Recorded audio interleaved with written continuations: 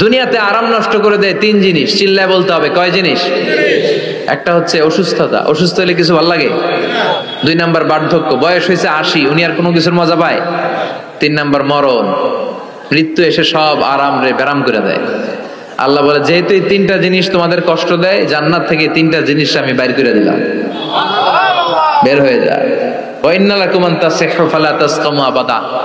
ও জান্নাতীরা, আজীবন তোমরা জান্নাতে সুস্থ থাকবা, আর কোনোদিন অসুস্থ হবে না। জান্নাতে পেটে ব্যথা আছে? মাথা ব্যথা, গ্যাস্ট্রিক, আলসার, প্যারালাইসিস, ডায়াবেটিক্স আছে? কোনো রোগই নাই। সুবহানাল্লাহ পড়েন। জান্নাতের ভেতরে আজীবন তোমরা যুবক থাকবা, কোনদিন বৃদ্ধ হবা।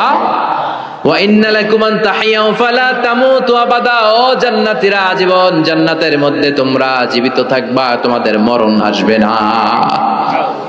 রোগ নাই, বার্ধক্য নাই, মরণ নাই, আছে খালি সুখ, আছে খালি এরকম সব নাজ নেয়ামত আল্লাহ দিবে।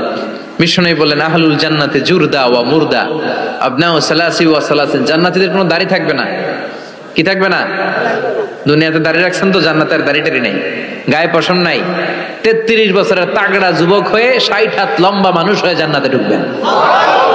কয় হাত লম্বা?